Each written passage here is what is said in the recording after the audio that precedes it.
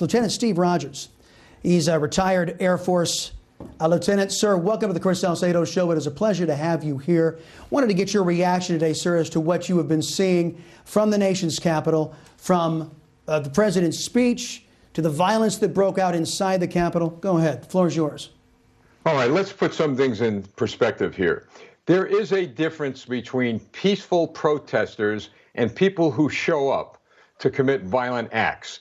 And it bothers me as a law enforcement officer my entire life that people are quick to blame the protesters who were there without ever investigating who committed these violent acts.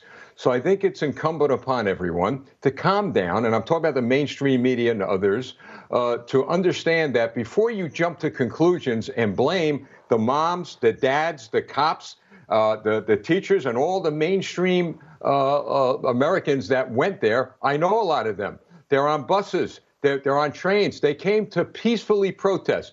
And look, you know and I know, even the protests of the opposition, bad actors show up and they commit violent acts. So that's number one. Number two, there was a tremendous breakdown in security. Tremendous. As a law enforcement officer, I can tell you, when we ever heard that there was going to be, whether it be small or large protests, you get prepared for it. There was not enough manpower to at least manage the crowd that was there.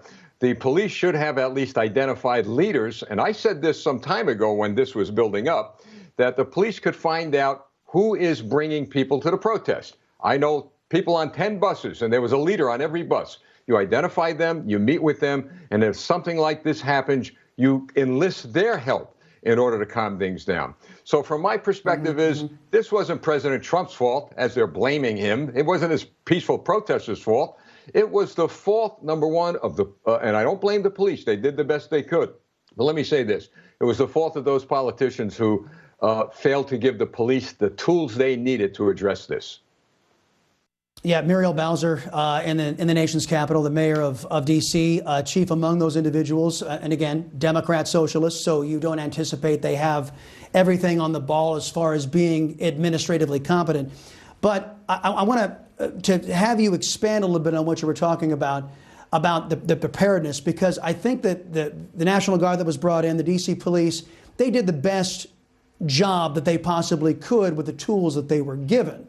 And I think that you're right to point out that the vast majority of those who did show up, contrary to what we saw with Black Lives Matter and Antifa terrorist riots, the vast majority of the people that showed up to this protest weren't the ones busting into the Capitol. That though the press was so quick to paint all of them with that broad brush, the very same press that stood out in front of burning buildings and burning cars and said, this is a mostly peaceful protest, when the left wing was doing it. Do you see the double standard, sir? Oh, I sure do. Look, to begin with, the Democrat socialists in power have ingrained in police departments around the country, you stand down, you de-escalate, you use psychological approaches to these problems. So what do we expect our police officers to do? That's number one. And you're right, the police did the best they could with the tools they had. But the National Guard should have been out there to begin with. This idea that the president or anyone is calling the Guard in to take over the country is insane. And that's part of the fake media that's stirring up a lot of trouble. National Guard historically has been called into situations like this to supplement, to aid local law enforcement. They're there not to harm people. They're here to manage crowds like this. So there is a double standard. And that double standard now blew up into the face, all right, of those who created these standards. So don't blame the police. Don't blame the president. Blame yourselves. And I'm talking about the Democrat Socialist Party. Blame yourself for this. Right. Well, hey, you know, we had, Mr. Rogers, Democrats in the early days of the Trump administration, Democrats wandering around this country calling for getting in the faces and calling for violence against Trump supporters. We saw that manifest. And of course, those officials were never held accountable by the so-called press. Yet the president gets out there and outlines his case today on the National Mall, in the ellipse, as they called it, and lays out his case for potential voter fraud. And they're blaming everything that that happened on the Capitol on him. Again, it's another example of the double standard from a press that, I'm sorry, they're not dedicated journalists, they're dedicated Democrats. Well, look, journalism died a long time ago, and thank God for your station, Newsmax, here, because we see journalism, at least on this channel, and fair journalism. But my point is this, is that we don't have journalism in this country much anymore. But you're right. I listened to the president's speech today. He did not say go commit acts of violence. He gave people, he laid out his plan, he laid out evidence, and he said, look, this is America. You have the right to protest. You have the right to march down to the Capitol. And this is what bothers me about this whole scenario. Where on earth did the President of the United States violate the Constitution? Where did he violate the law? This is our democracy. And listen, I know I'm going to get heat for what I'm going to say to you right now, but I am proud of this country.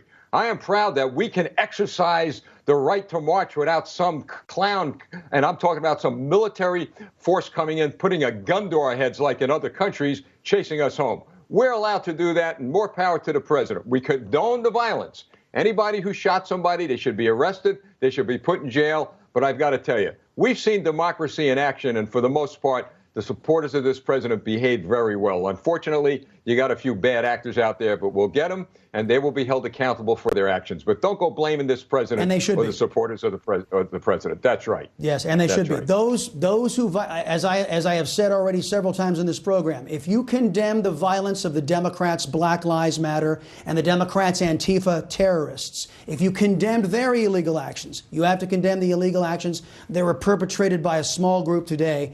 Out of 100,000 estimated people on the in the nation's capital.